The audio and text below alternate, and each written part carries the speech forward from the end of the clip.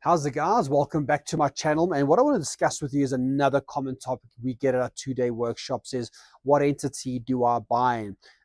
If I'm flipping property, should I flip in my personal name or through a company? And if I'm buying for the long term, what should the entities look like? So make sure that you stay tuned till the end, because I'll be covering some golden nuggets with you around this topic, which is a very important topic. So look, I always talk about when individuals want to flip properties, right? So let's say you go out there and you buy a property today and you sell a property. The reality is that your tax is going to be taxed at a capital gains tax. But if you start flipping one property, two property, three property, all of a sudden SARS may not see it as a capital gains, but they see it as an income, because now you're making an income from flipping properties. So an example would be if you were employed full-time, as you know, there's an income tax bracket. So the more you earn, the more you go up on the scale. So if you are employed full-time and you start flipping in your personal name in a calendar year, all of a sudden SARS says, hang on a minute, this is not going to be taxed at a capital gains tax. This is going to be taxed. We're going to add it to your income tax, and therefore that could shoot your income tax up, and now you're going to start paying more tax. So this is where, look, if you're doing the odd flip, if it's your first flip, you're doing one flip, it might even be that you moved into the property and you want to just buy and sell that property for 1 year. The chances are you'll be fine. Capital gains, and don't forget, you do get a capital gains exemption.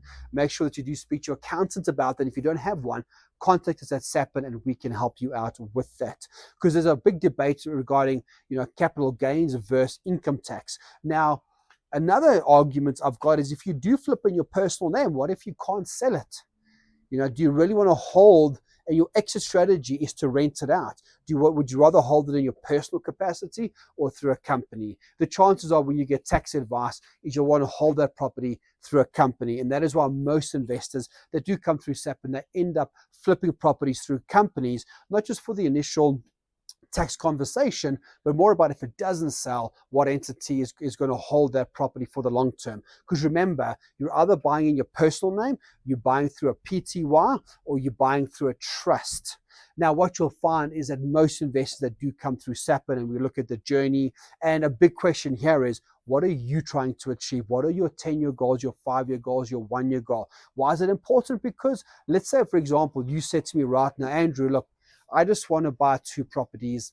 I'm not going to get married. I've got no kids. I don't want to leave a legacy for anyone. I just want to buy 2 properties. Do you know what?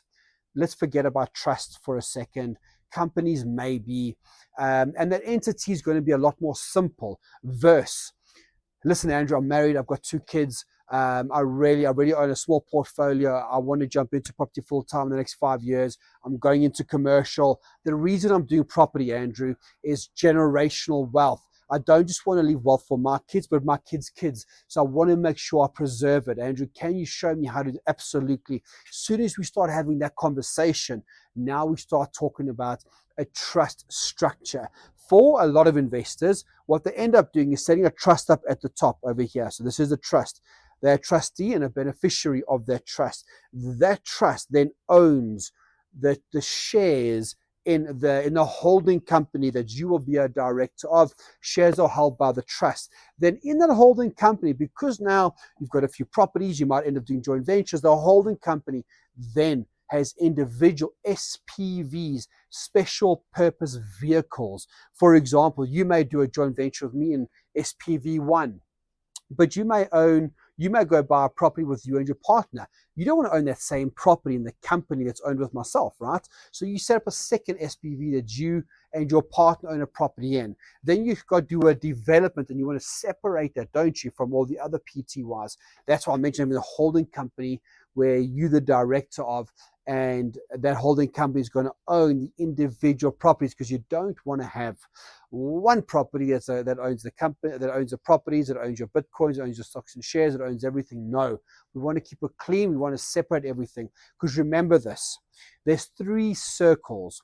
There's what's called asset protection. That's your first circle. When you're building wealth, how do you preserve it? How do you protect your assets, right? So we've got to make sure that we're having the conversation around asset protection. What overlaps that is tax efficiency. You want to make sure that as we do this for tax reasons, right? and we do want to pay tax for the purpose of lending. I'll talk about that in a different video. But tax efficiency, making sure that we're not paying unnecessary tax that we wouldn't have to pay by keeping it legal. And a big conversation here is that by ticking those two boxes, we need to make sure that your entity is set up in such a way that we can still get lending. Because think about it, I'm sure that you want to scale, right? And you want to buy more and more properties. And you don't want to go scale the portfolio and you haven't protected your assets. You don't want to scale the portfolio, you bought the wrong entities and now you're not tax efficient. And you don't want to go scale your portfolio and now you can't get lending. So that's why I say there's more to this than meets the eyes, guys. And I want you to have that conversation with us about, so Andrew, how am I going to protect these assets? How am I going to be tax efficient? And how am I going to continue to get lending? That's the conversation. And that answer is going to be different for every single person because, as I said in the example below, some people just want to do this by themselves, no partner, no kids, no generational wealth. And we got clients right now that got families, guys, and they're building this to give their kids a starting choice in life, or their kids. Okay, so when it comes to different entities, remember personal name, company, or trust. When it comes to flipping properties, we're probably going to sway more towards the PTY. And when we're buying long-term assets, again, from an accountancy point of view, it's the companies that will own those properties. And then at the top of the tree, for some of you, we'll be setting up a trust structure for generational wealth. Guys, I hope you got a lot from this video. Please, any questions, fire them away, ask them. If I don't know the answer, I'll get the answer for you. And I hope you got a lot of value out of this video. If you did like it, just quickly like the video, subscribe, and I'll see you in the next video.